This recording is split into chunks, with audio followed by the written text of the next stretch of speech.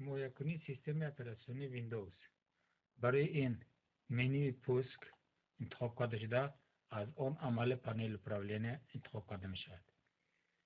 از آینه حاصل شده عمل учетный записи пользователей и семей انتخاب کرده می شود. بعد از آن изменение пароля Windows انتخاب کرده می شود. با آینه حاصل شده изменение своего пароля انتخاب کرده می شود. اگر در کامپیوتر پیشتر پارول گذاشته شده باشد، آنگاه با آینه تکوش پارول پیشتری کامپیوتر درآورده می شود. بعد درآورده شدن پارول پیشتره با دریچه نو پارول نو داخل کرده می شود. با آینه подтверждение پارول نو بار دیگر داخل کرده می شود. بعد از آن تگمچه سمنیت پارول پخش کرده می شود. در نتیجه پارول کامپیوتر دیگرگون کرده شد. حمایه‌کنی اخبارات در برنامه مایکروسافت اکسل 2010.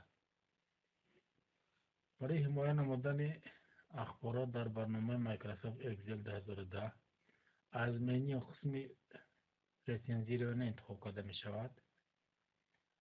از پنل اینستالمنت ها از آینه изменения عمل защитить لیست انتخاب کرده می شود.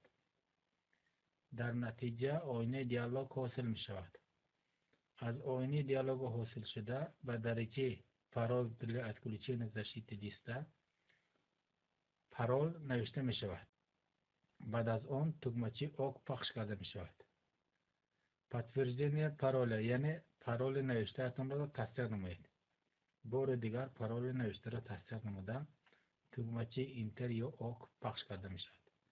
در نتیجه لیست این برنامه مایکروسافت اکسل حمایه کرده شده است. یعنی با این لیست ما یگان خیلی معلومات درآورده نمیتونیم. مثال منه هنگام درآوردن معلومات ها یچه که ایل دیاگرام زشیشینه از ایزمین خبر حاصل می شود. برای اون که حمایه دیکور نماییم از همین آینه عمل снять защиту لیست انتخاب کرده می شود. بعد از انتخاب نمودن این تگمچه در اکران آینه ملاقات حاصل می شود و با دریچه پارول که ما نوشته بودیم بار دیگر نوشته می شود. بعد نوشته شدن پارول تگمچه اوک پخش کرده شود، پارول دیکور کرده می شود. حمایه کنی فایل در برنامه مایکروسافت اکسل 2010 بوده با طور زیرین به اجرا رسانده می شود. برای این از منوی فایل عمل سخرانیت کاگ انتخاب کرده می شود. از آینه ملاقات حاصل شده عمل سرویس که در یان تگمچه سخران موجود نباشد انتخاب نموده از آن نوشتجات افشی پارامتر انتخاب کرده می شود. در نتیجه آینه ملاقات حاصل می شود. با آینه ملاقاتی یکم یعنی پارول для открытия پارول را می نویسیم. یعنی این پارول برای گشودن فایل نگرانده شده است. با آینه ملاقاتی دویم پارولی که برای دگرگونی درآوردن نوشته می شود نوشته تگمچه اوک پخش کرده می شود. بعد از آن از ما کامپیوتر تصدیق پارول را می پرسد. ویدیت پارول یشور است یعنی پارول را بار دیگر داخل نمایید.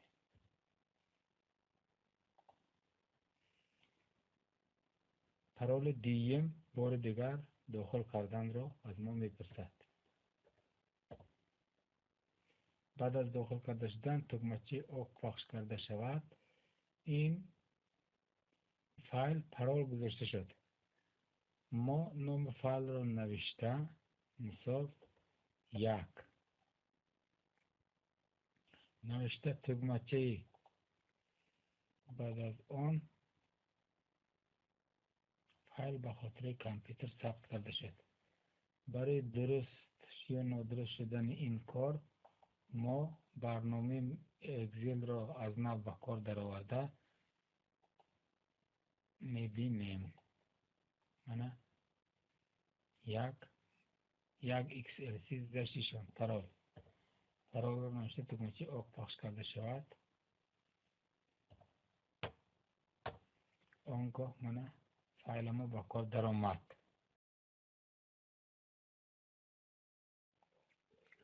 نانمایان کردن فایل ها.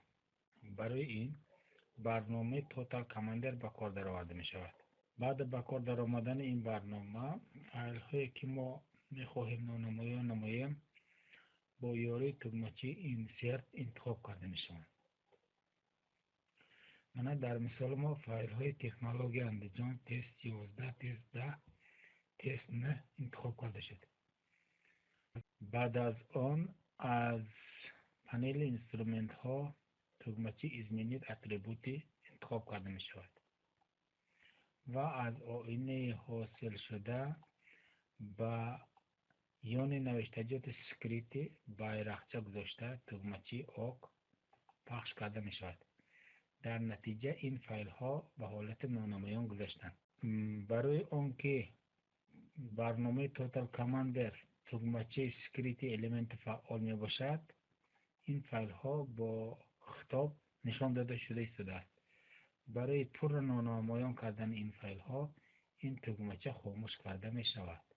در نتیجه فایل ها پر به حالت نانمایان گذاشتند.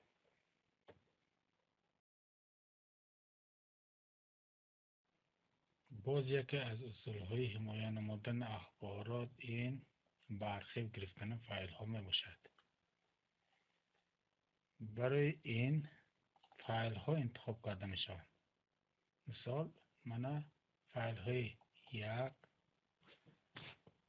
0 2 3 4 انتخاب کرده شدم. بعد از اون تکمچه طرف راست موشک یک مرتبه پخش کرده می شود. از کنتکست منیو حاصل شده بین رد یعنی برنامه ارشیوی دباوت و ارشیو انتخاب کرده شود. با این فایل ها نام گذاشته همه این فایل ها را با یک فایل متحد نموده نام گذاشتن را کامپیوتر تکلیف می نماید یعنی ایمیل ارشیو. مثال در حالت ما 5555 رار. اگر خواهیم نام دیگر گذاریم در آنجا دیگر نام می نویسیم. وگرنه تکمچه آق پخش کرده شود من در اینجا فایل 5555 با نمود ارشیو حاصل کرده شد. یعنی در داخل این فایل 3 تا 4 تا 5 این فایل موجود می باشد.